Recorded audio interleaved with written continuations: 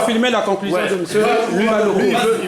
Oubaloko veut bien donner un résumé sur ce qu'on a dit concernant les quelques camarades qui sont allés rencontrer le maire Ngolondélé.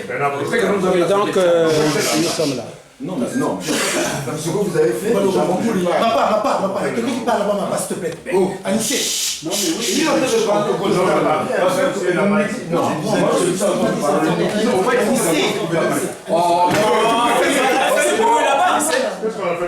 c'est là on fait là-bas. Non. Mais c'est pas ton problème. Reste calme. Reste calme. Tu es trop chaud. Non. Laisse. Où sort? Parce que ce qui vient de... Non. On ne verra jamais. Regardez. Non, on l'aurait il ne voit même pas. Il ne filme là. Oui, mais vas-y, monsieur Oubaloko, la conclusion, qu'est-ce que vous dites?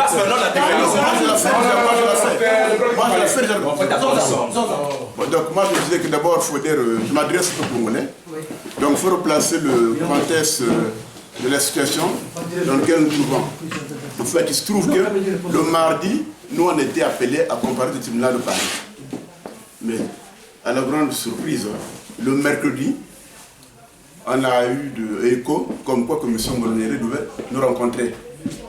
Donc on s'est dit qu'est-ce qui se passe, il y a coïncidence en tant que procès, la rencontre de M. Ngolondélé. Et pour anticiper cela, pour éviter que nous soyons décrédibilisés, on a fait une vidéo, un support médiatique. Là, on dénonce cette invitation. On a bien dit, la déclaration figure dans les médias. On a bien dit que nous n'allons pas rencontrer ce monsieur, parce que nous, ils savent qu'est-ce que nous voulons. Ce que nous voulons, c'est quoi? On a publié des recommandations auprès du consulat. Ici en France, on a même été à la Communauté économique européenne. On a déposé une déclaration à l'Élysée. Ce que nous voulons, c'est quoi? Nous nous battons pour le Congo. C'est pour faire juste qu'on demande une médiation internationale. Que nous ayons quand même l'onction internationale. Parce que tout ce qui s'est passé au départ par le passé, il n'y a pas eu la protection internationale. Donc on ne fait pas confiance à Sassou Nguesso. Tout ce qu'on va signer, il ne le respectera jamais. Donc on a souhaité qu'il ait quand même la présence de la communauté internationale. Donc notre demande c'est laquelle? Nous voulons que la communauté internationale organise un dialogue pour le Congolais, pour le peuple congolais, où il sera présent tous les partis politiques congolais et la société civile. Voilà notre demande, on n'a pas d'autre. Donc, M. Ngolondélé nous a demandé qu'est-ce que nous voulons. Voilà ce que nous voulons. Nous voulons qu'il y ait une demande internationale pour le Congo. Là au moins on aura quand même des garanties internationales. Et deuxième point, pourquoi nous voulons cette conférence nationale? Parce qu'on a compris que, à l'heure où nous parlons, la France sait déjà qui va remplacer Sassou. Et la France sait déjà quels sont les principaux ministres qui vont faire le gouvernement de Sassou, dans le prochain gouvernement de transition.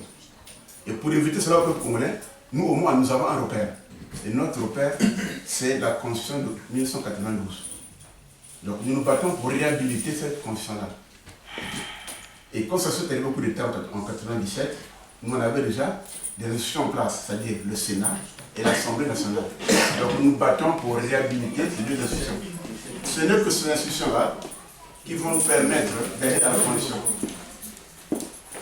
Et ça nous permettait d'éviter que la France nous impose des candidats.